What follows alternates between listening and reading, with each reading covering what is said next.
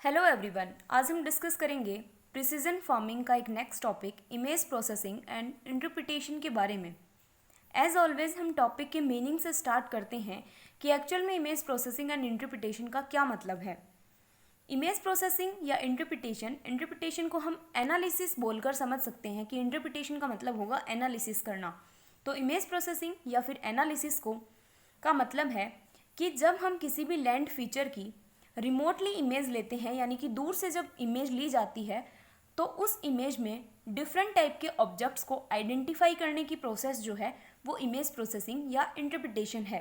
जैसे कि different type के लैंड फीचर्स हो सकते हैं, वो रोड, बिल्डिंग, पानी, पेड़ पौधे या फिर कोई सा भी लैंड फीचर जो है वो हो सकता है, उनको या और अतिरिक्त जो ऑब्जेक्ट्स होते हैं उनको आइडेंटिफाई करने की जो प्रोसेस है उसे ही हम बोलते हैं इमेज प्रोसेसिंग या इंटरप्रिटेशन। साधारण भाषा में हम इसको इस तरीके से परिभाषित कर सकते हैं कि इमेज प्रोसेसिंग या इंटरप्रिटेशन इमेजेस को एग्जामिन करने की एक ऐसी प्रोसेस है जिसमें कि ऑब्जेक्ट्स को आइडेंटिफाई किया जाता है और उनके सिग्निफिकेंस को जज किया जाता है। इसके अलावा अगर हम दूसरे शब्दों में बोलें तो इमेज एनालिस्ट का मतलब है कि जो रिमोटली सेंस डाटाज होते हैं उनको डिटेक्ट करना, उनकी आइडेंटिफिकेशन करना, उनको क्लासीफाई करना, मेज़र करना और डिफरेंट टाइप के जो ऑब्जेक्ट्स हैं उनके फिजिकल और कल्चरल सिग्निफिकेंस का इवेल्युएशन करना, उनके पैटर्न का इवेल्युएशन करने की जो प्रोसेस है वही इमेज प्रोसेसिंग या इंटरप्रिटेशन है। मतलब क्या हुआ सीधा और सिंपल भाषा में कि कोई भी एक इमेज है, उस इमेज में बहुत सारे ऑब्जेक्ट्स होंगे, उन ऑब्जेक्ट्स में जो क्लियर ऑब्जेक्ट नहीं है उसको हमें क्लियरिटी दिखानी है, या फिर जो ऑब्जेक्ट जो है वो समझ नहीं आ रहा है कि ये ऑब्जेक्ट यहाँ पे पानी है, सोयल है, पेड़ पौधे हैं या फिर कोई भी ऑब्जेक्ट है, तो उसको इम्प्रूव करके उस इमेज के डाटाज को क्लासीफाई करके इम्प्रूव करके सारी प्रोसेस जो है उसको, सारी इमेज जो है उसको क्लियर करना है। इसे ही हम बोलते हैं इमेज प्रोसेसिंग एंड इंटरप्रिटेशन।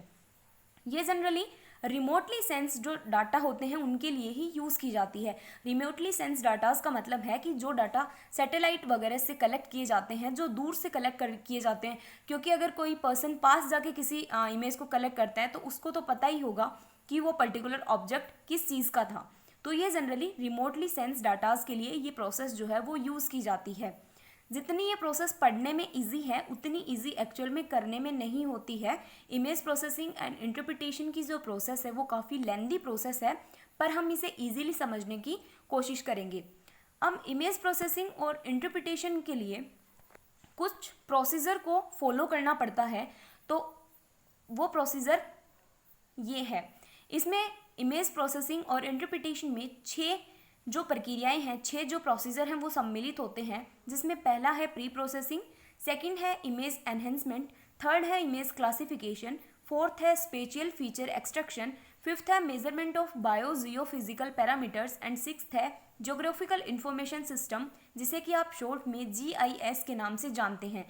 ये 6 के 6 नाम आपको इमेज प्रोसेसिंग एंड इंटरप्रिटेशन की प्रोसीजर में आपको याद रखने हैं। अब हम वन बाय वन करके इसके प्रोसीजर को समझने की कोशिश करेंगे। सबसे पहले इमेज प्रोसेसिंग और इंटरप्रिटेशन में आता है प्री प्रोसेसिंग।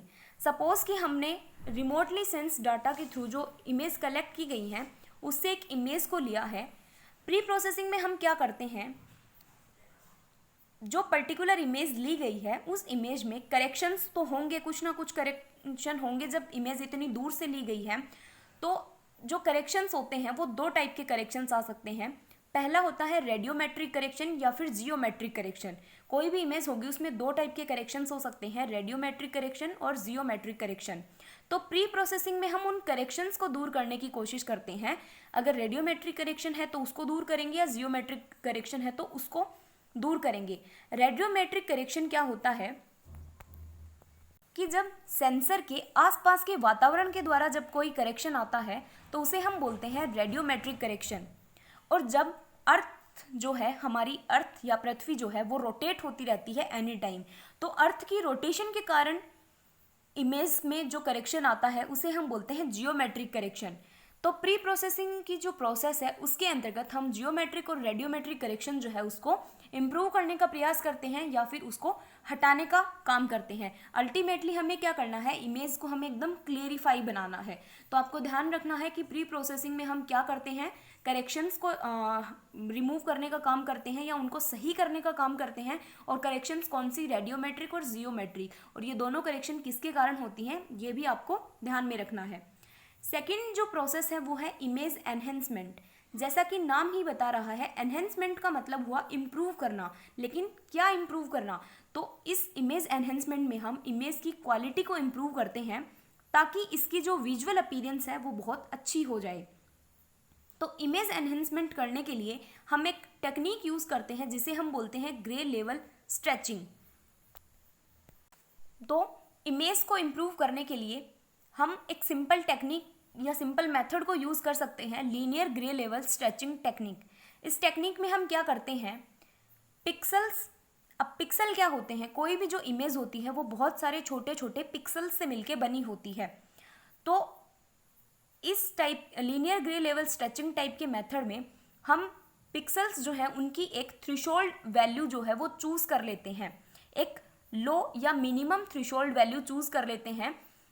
तो उस मिनिमम या थ्रेशोल्ड वैल्यू के नीचे जितने भी पिक्सल्स की वैल्यू होगी उसको हम 0 मान लेते हैं, और एक अपर थ्रेशोल्ड वैल्यू को मान लेते हैं। तो वो अपर थ्रेशोल्ड वैल्यू जो है वो 255 होती है। यानी कि एक जो इमेज है पर्टिकुलर वो बहुत सारे पिक्सल्स से मिलके बनेगी। उन पिक्सल्स की कुछ ना कुछ वैल्यू होगी। तो हम मान के चलते हैं कि एक पर्टिकुलर वैल्यू मान लेते हैं कि जैसे मान लो एक मिनिमम वैल्यू मान ली 1। अगर किसी भी पिक्सल की वैल्यू 1 से नीचे है, 0.5 या 0.5 या माइनस या कुछ भी है, तो उसको हम एक मिनिमम थ्रेशोल्ड वैल्यू मान के चलते हैं 0। मिनिमम थ्रेशोल्ड वैल्यू जो हमने मानी, मानो कि 5 मानी, 5 से नीचे जो भी पिक्सल वैल्यू होगी, चाहे वो 4 होगी तो वो 0 इंक्लूड होगी, वो 3 होगी तो भी उसे 0 माना जाएगा। इसी टाइप से हम एक अपर थ्रेशोल्ड वैल्यू मान लेते हैं 255। उसके ऊपर जितना भी पिक्सल्स की वैल्यू होगी, मान लो किसी की 300 है तो उसे भी 255 ही माना जाएगा।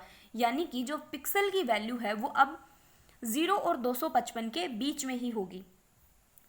इस मेथड के थ्रू हम क्या कर सकते हैं, जो किसी भी इमेज की हैजी अपीयरेंस होती है, मतलब जो धुंधली अपीयरेंस होती है, जो इमेज धुंधली दिखाई देती है, उसको हम रिमूव कर सकते हैं।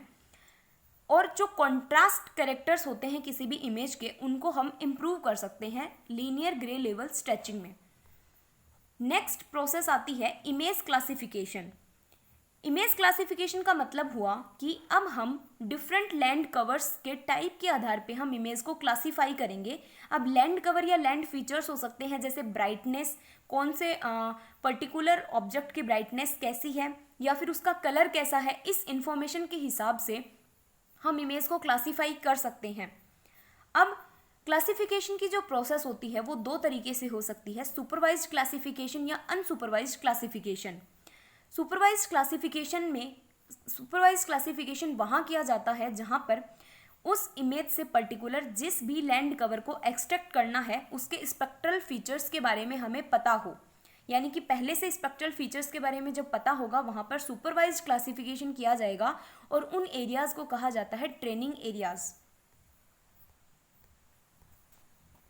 अनसुपरवाइज्ड टाइप के क्लासिफिकेशन में एक कंप्यूटर प्रोग्राम तैयार किया जाता है जो कि ऑटोमेटिकली पिक्सल्स को अलग अलग करके उनका सेपरेट एक गुच्छा बना देता है उनके अलग अलग स्पेक्ट्रल फीचर्स के आधार पर, और उनके लैंड कवर को एनालिस्ट किया जाता है कि यहाँ पे कौन सा पर्टिकुलर लैंड कवर होगा, यहाँ पे किस ऑब्जेक्ट की कितनी ब्राइटनेस होगी, क्या कलर होगा। जो लैंड कवर अनसुपरवाइज्ड क्लासिफिकेशन के थ्रू ज्ञात होगा उसको हम पर्टिकुलर नाम देंगे थीम, और क्लासिफिकेशन का जो प्रोडक्ट होगा उसे नाम देते हैं थीमेटिक मैप। इसके अलावा नेक्स्ट प्रोसेस आती है स्पेशियल फीचर एक्सट्रैक्शन। जब हम हाई स्पेशियल रिजोल्यूशन इमेजनरी का यूज़ करते हैं तो उसमें रोड्स और बिल्डिंग्स को पहचानना बहुत ज़्यादा आसान होता है, लेकिन हमें और अधिक स्पेशल इन्फॉर्मेशन को कलेक्ट करने के लिए या फिर और ज़्यादा इमेज की अच्छे से प्रोसेसिंग और इंटरप्रिटेशन करने के लिए हमें डिफरेंट टाइप की एल्गोरिथम जैसे कि टेक्सचर, कॉन्टेक्चुअल और जियोमेट्रिकल प्रॉपर्टीज किसी भी इमेज की पता होनी चाहिए। इन एल्गोरिदम को यूज़ करके हम किसी भी इंफॉर्मेशन को एक्सट्रैक्ट कर सकते हैं या किसी भी इंफॉर्मेशन को आसानी से जांच सकते हैं पिक्सेल्स में। इसका मतलब क्या हुआ कि इमेज क्लासिफिकेशन तक ही इमेज बहुत ज़्यादा क्लियर हो चुकी है, लेकिन फिर भी अगर बहुत ज़्यादा लेवल पे इमेज को क्लियर करना है तो उसके लिए स्पेशल फीचर एक्सट्रैक्शन को यूज़ करना पड़ेगा, जिसके लिए पर्टिकुलर इमेज में पर्टिकुलर जो पिक्सल है उसके डिफरेंट प्रॉपर्टीज़ के बारे में पता होना चाहिए। इसके लिए हम एक मल्टी रिजोल्यूशनरी अप्रोच यूज़ में ले सकते हैं, जो कि वेरी हाई रिजोल्यूशन इमेजनरी के ऊपर डिपेंड रहता है। नेक्स्ट प्रोसेस है मेजरमेंट ऑफ बायोजियोफिजिकल पैरामीटर्स। किसी भी इमेज के बायोजियोफिजिकल पैरामीटर्स या फिर हम बोल सकते हैं कि अर्थ सरफेस के बायोजियोफिजिकल पैरामीटर्स को मेज़र करने के लिए कुछ स्पेसिफिक इंस्ट्रूमेंट्स की रिक्वायरमेंट पड़ती है। वो इंस्ट्रूमेंट्स हो सकते हैं जैसे atmospheric water vapour content, stratospheric ozone, land and sea surface temperature. अब ये सारे नेम जो हैं वो आपको ध्यान में नहीं रखने हैं, आपको सिंपल इतना याद रखना है कि बायोजियोफिजिकल पैरामीटर्स जो होते हैं किसी भी अर्थ सरफेस के, उनको हमें अच्छे से मेज़र करना आना चाहिए कि किसी भी ऑब्जेक्ट की ब्राइटनेस जब इतनी होगी तो ये वो ऑब्जेक्ट हो सकता है, क्योंकि हमें इमेज में आइडेंटिफाई नहीं हो रहा है कि पर्टिकुलर ऑब्जेक्ट कौन सा है, तभी तो हम इतने सारे प्रोसेस या प्रोसीजर को फॉलो कर रहे हैं। तो इसके लिए हमें थोड़ी सी अर्थ सरफेस की जो पैरामीटर्स हैं उनको भी सुधारना होगा। पहले जो हमने प्रोसीजर की बात की है वो इमेज से रिलेटेड थे, लेकिन ये मेजरमेंट ऑफ बायोजियोफिजिकल पैरामीटर्स जो है वो अर्थ के पैरामीटर्स को सुधारने के लिए एक प्रोसीजर है कि अर्थ के बायोजियोफिजिकल पैरामीटर्स को मेज़र करना भी इजी होना चाहिए सैटेलाइट के थ्रू, जिसके लिए स्पेसिफिक इंस्ट्रूमेंट्स यूज़ किए जाते हैं। तो आप एक दो इंस्ट्रूमेंट्स का नाम ध्यान रख सकते हैं। And next and last procedure में इंक्लूड प्रोसेस है जियोग्राफिकल इंफॉर्मेशन सिस्टम यानी कि GIS। बहुत सारे डिफरेंट टाइप की इमेजनरी होती हैं, जैसे कि ऑप्टिकल या रडार इमेजेस। ये दोनों जब यूज़ की जाती हैं तो आपस में कॉम्प्लीमेंट्री इन्फॉर्मेशन प्रोवाइड कराती हैं किसी भी लैंड कवर के लिए, यानी कि दोनों ही एकदम सही जानकारी देती हैं, चाहे ऑप्टिकल इमेज हो या फिर रडार इमेज हो। ये दोनों कॉम्प्लीमेंट्री होती हैं किसी भी लैंड कवर की इन्फॉर्मेशन के लिए। इन डिटेल इन्फॉर्मेशन को जानने के लिए अगर हम बहुत सारी इमेजेस को कंबाइन कर देते हैं तो बहुत ज़्यादा डिटेल्ड इन्फॉर्मेशन मिलती है, किसी भी लैंड ऑब्जेक्ट की स्टडी करना ज़्यादा आसान हो जाता है। तो ये सारी जो प्रोसेस थी ये थी इमेज प्रोसेसिंग और इंटरप्रिटेशन के बारे में कि किस टाइप से किया जाएगा। मेनली हमें करना क्या है, डिफरेंट टाइप के मेथड्स या डिफरेंट टाइप के प्रोसीजर को यूज़ करके हमें इमेज की क्वालिटी को इम्प्रूव करना है। उसमें जो करेक्शंस आए हैं, चाहे वो जियोमेट्रिक करेक्शन हो या रेडियोमेट्रिक करेक्शन हो, उसको हमें रिमूव करना है या फिर उसको हमें इम्प्रूव करना है कि वो करेक्शंस ना आए। इसके अलावा हमें इमेज का क्लासीफाई करना है। उसके अलावा अगर अर्थ की सरफेस के बायोजियोफिजिकल पैरामीटर्स के कारण कोई एरर आ रहा है तो उसे कम करने के लिए हमें अर्थ के बायोजियोफिजिकल पैरामीटर्स को हमें मेज़र करना होगा, जिसके लिए डिफरेंट टाइप के इंस्ट्रूमेंट्स जो हैं वो यूज़ किए जा सकते हैं। तो इस टाइप से इमेज की पर्टिकुलर इमेज का इम्प्रूवमेंट करके और उसके बाद उसकी स्टडी की जाती है, उसके लैंड फीचर्स की या लैंड कवर्स की स्टडी की जाती है।